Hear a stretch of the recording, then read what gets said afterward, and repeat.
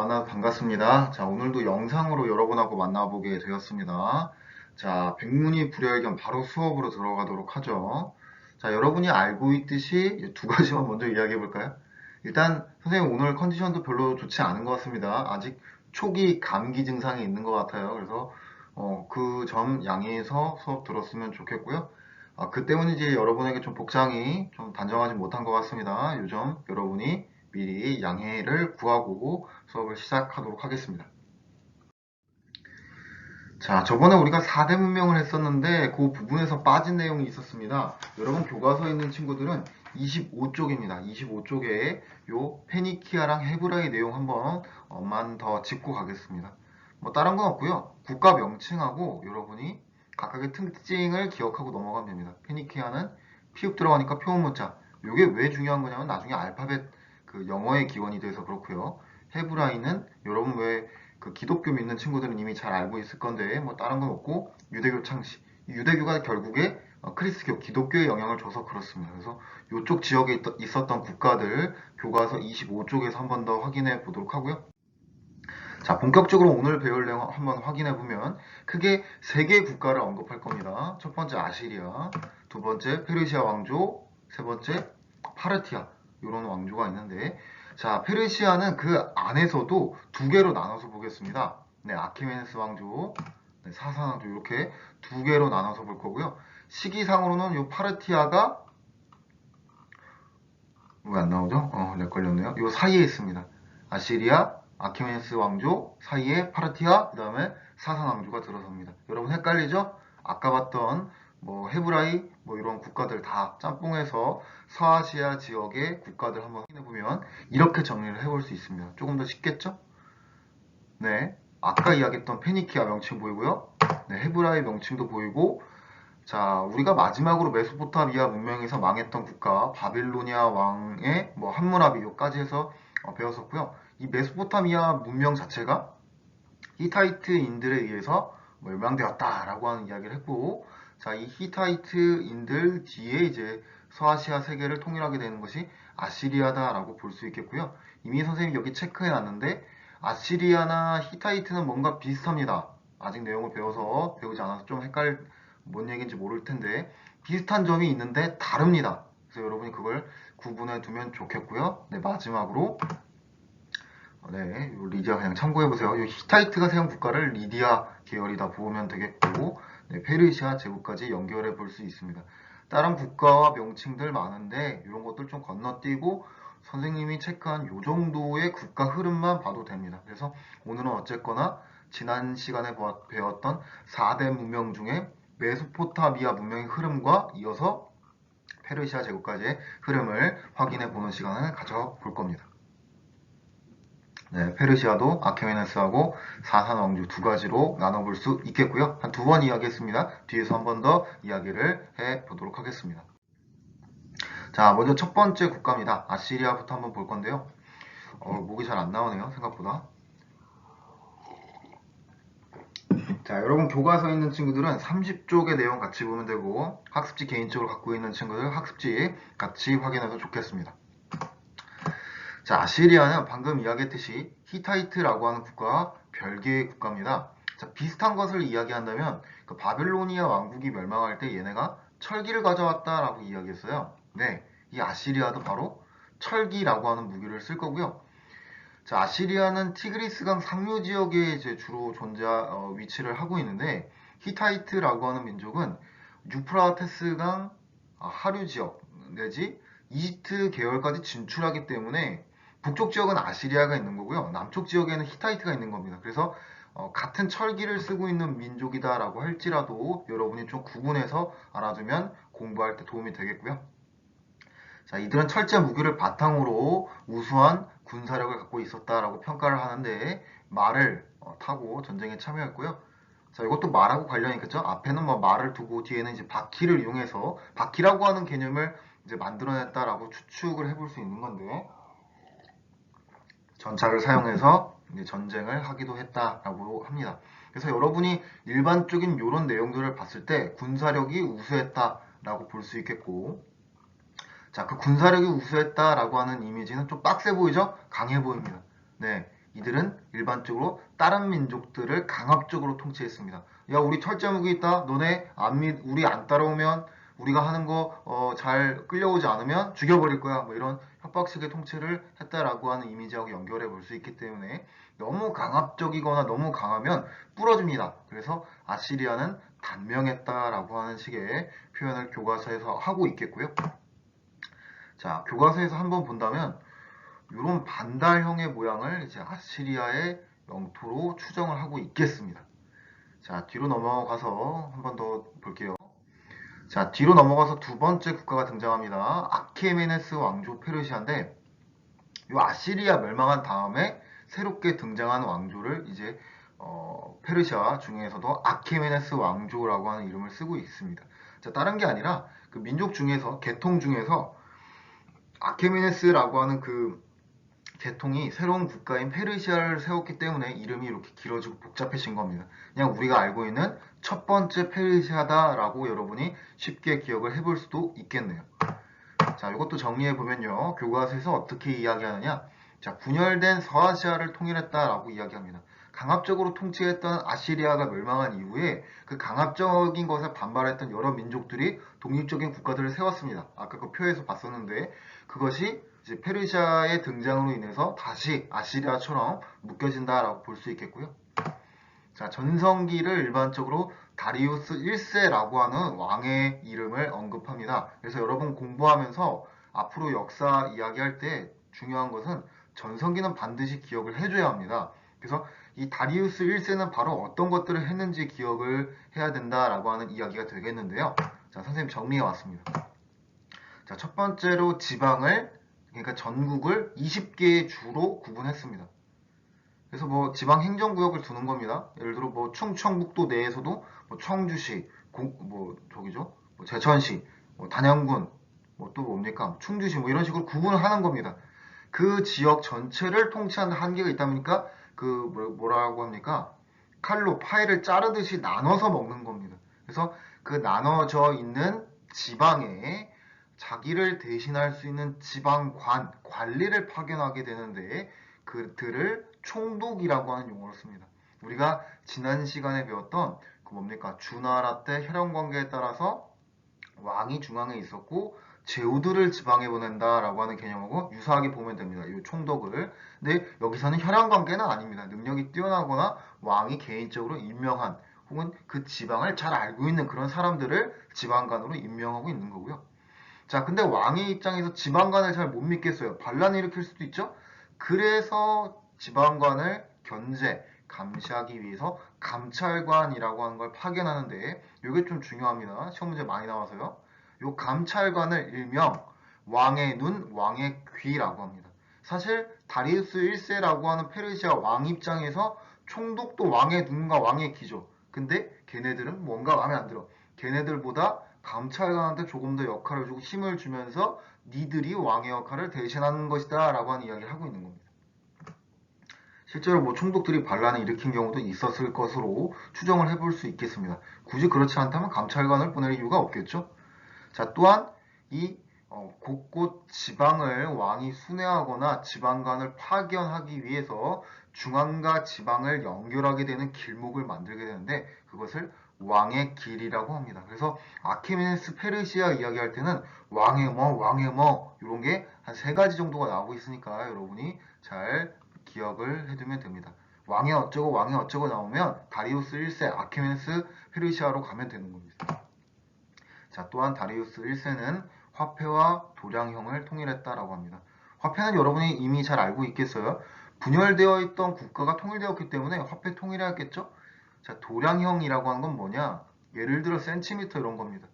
어디에 뭐 길이를 잴 때 어디는 뭐 어디는 피트, 어디는 센티미터 이렇게 쓴다고 했어요. 너무 복잡하죠? 하나로 통일한다. 뭐로? 센티미터로. 예를 들면 이런 겁니다. 그래서 길이를 재는 척도를 하나로 통일한 거죠. 왜? 분열된 국가가 하나로 통일되었기 때문에 여러 가지의 기준이 존재할 이유가 없다라고 하는 겁니다. 강력한 왕의 힘을 보여주고 있는 예시다라고도 볼 수 있겠고요. 자, 또 중요한 게 요 아케메네스 왕조 페르시아에서는 이민족을 대할 때 그들의 관습과 종교를 인정해 줍니다. 일명 이것을 관용을 베푼다라고 해서 관용 정책이라고 하고요. 이게 왜 중요한 것이냐? 아까 우리가 이야기했던 아시리아라고 하는 민족하고 크게 구분이 명확하게 되기 때문입니다. 선생님이 구분 많이 하고 있는데 비교하고 있는데 어디하고 비교된다? 아시리아하고 비교된다. 아시리아는 다른 민족을 어떻게 통치했다? 강압적으로 통치했다. 이 강압적인 통치 때문에 멸망했잖아요. 이것을 지켜봤던 아케메네스 왕조 새로운 신생국가 페르시아는 강압적으로 통치해서는 왕조가 오래가지 못한다라고 자연스럽게 생각을 했겠죠. 그래서 관용 정책을 바탕으로 약 200년 동안 조금 더 길게 왕조를 유지했다라고 이야기를 하고 있고요. 자, 그리고 아케메네스 왕조 페르시아는 그리스 페르시아 전쟁이 있었는데 이 전쟁에서 패배를 합니다.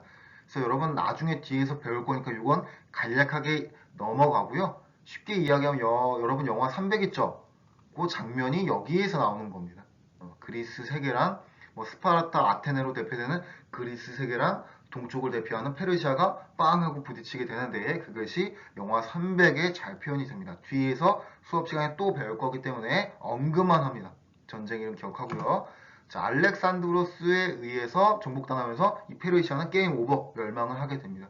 자, 이 또한 알렉산드로스도 우리가 뒤에서 배울 내용이기 때문에 넘어가는데 한 가지만 이야기하고 가면 이 알렉산드로스는 어디서 나온 거냐? 서양사의 첫 번째 부분이 그리스 세계가 나올 겁니다. 방금 이야기했던 아테네, 스파르타 이런 폴리스 국가들, 도시 국가들.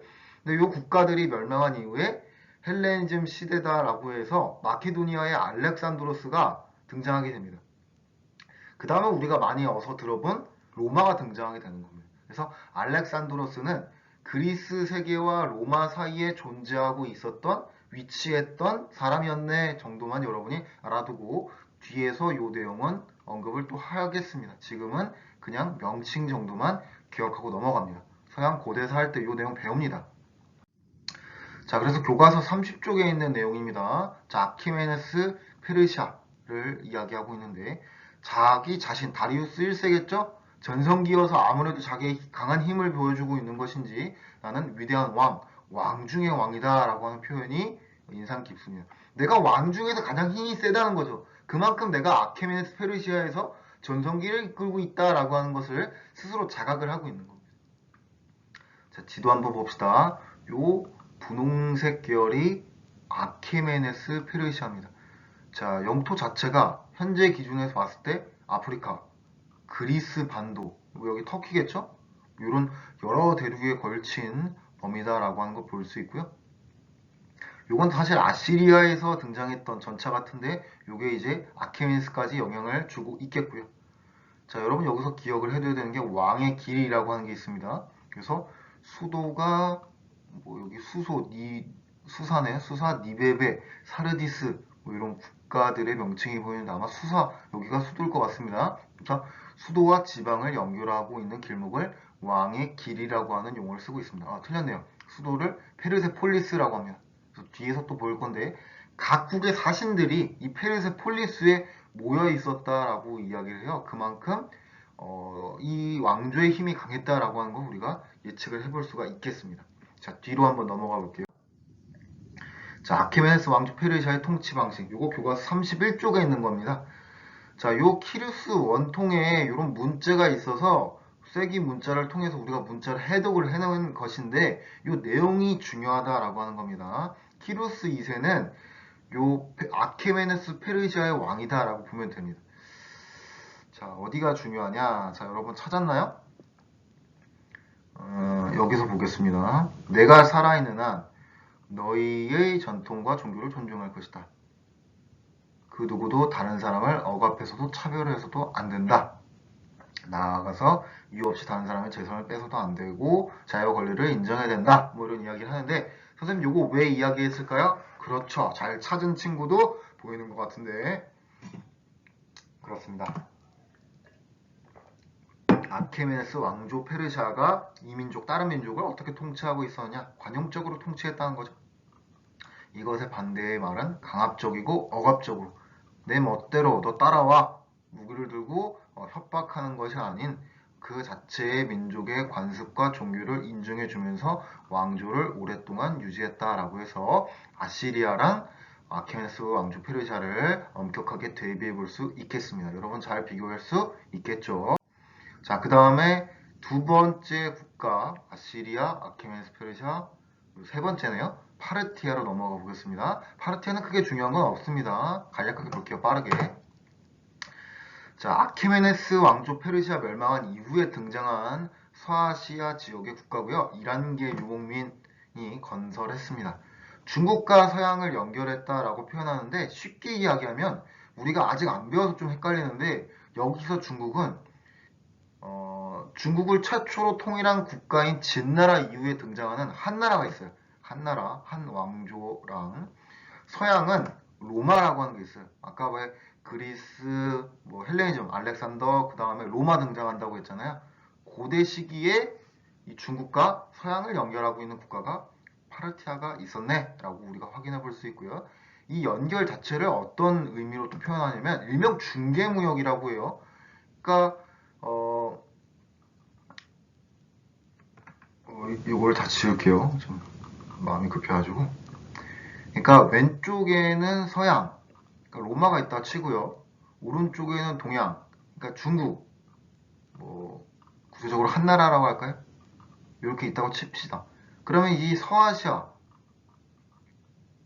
요 파르티아 국가 자체가 요 가운데 위치한단 말이에요. 그래서 서쪽 세계의 물건을 가져다가 동쪽 세계에 전달해주고, 동쪽 세계의 물건 가져다가 서쪽 세계에 전달해주는 역할을 하는데 그것을 어려운 말로 중개무역이다라고 표현을 하고 있고요.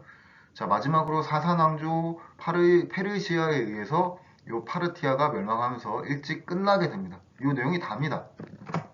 그래서 지도상에서 봤을 때 교과서에 있는 거죠. 요 뭡니까?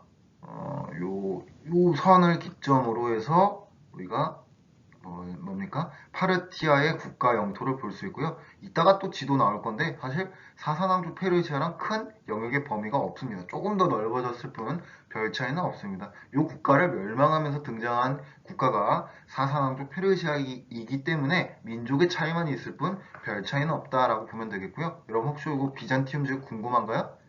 네, 궁금하면 알아두세요. 우리 나중에 또 배울 건데 쉽게 얘기해서 동로마를 비잔티움 제국이다라고 이야기합니다. 자, 마지막입니다. 목이 좋지 않아요. 어제보다 더 목이 칼칼한 것 같은데요. 어제 컨디션이 더 좋았던 것 같네. 자, 사산왕조 페르시아 마지막 페르시아 국가, 이 서아시아 지역의 국가 볼 건데요.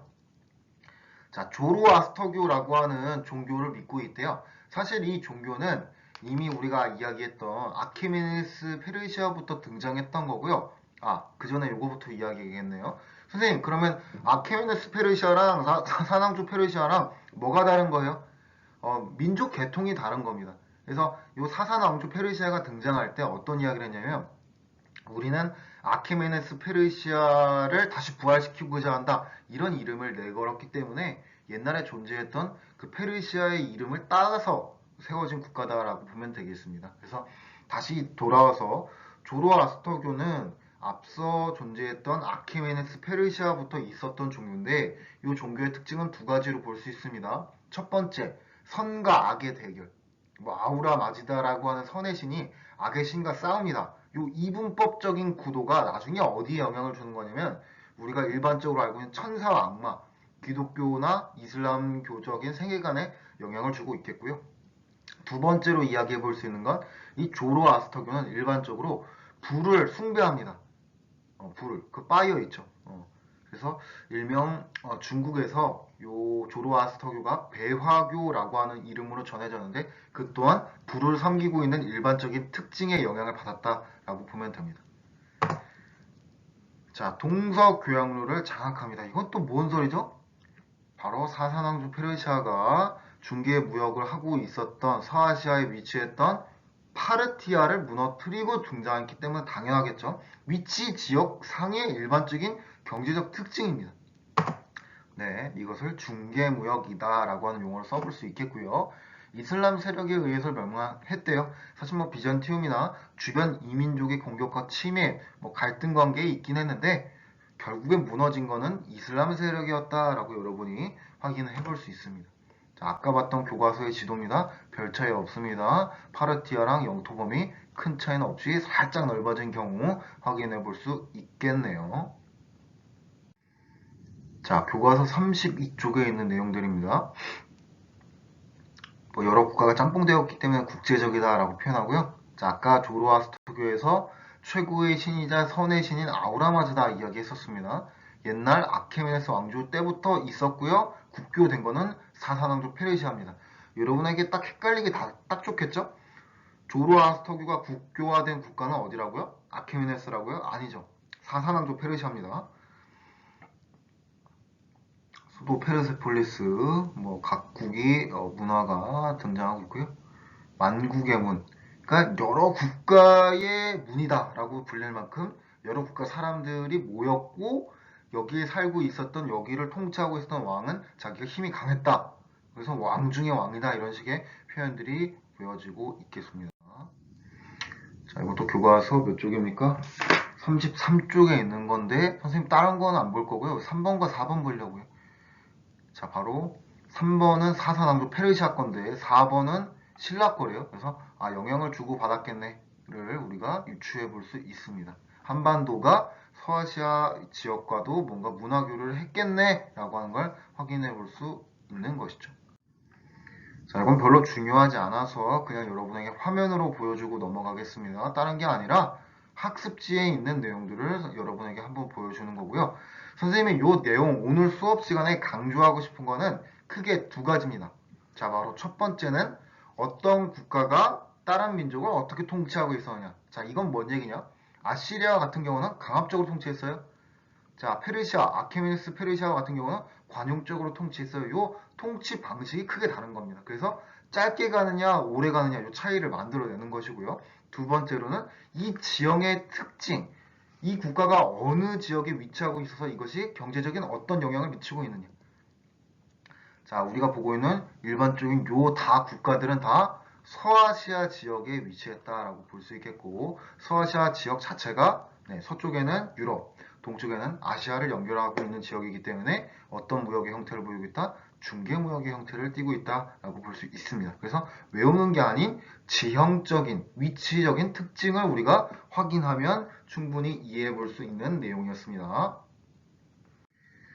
자, 이렇게 해서 선생님하고 지금 뭐 아시리아, 뭐 페르시아, 그리고 파르티아라고 하는 크게 3개 혹은 4개의 국가적인 특징을 한번 정리해 보았습니다. 여러분 잘 이해가 되었는지 모르겠습니다. 자, 어쨌거나 내일은 여러분하고 학교에서 만나게 될 것 같습니다. 선생님 이제 컨디션이 좀 많이 돌아온 것 같긴 한데 그래도 걱정은 됩니다. 자, 뭐 정리하면 이런 거죠. 마스크 잘 착용하고 코로나 조심해야겠습니다. 또 뭐 변이 발생한대요. 큰일입니다, 큰일. 자, 이상으로 수업 마치도록 하고요. 여러분 학교에서 웃는 얼굴로 또 즐겁게 만나보도록 하죠. 자, 여러분 안녕.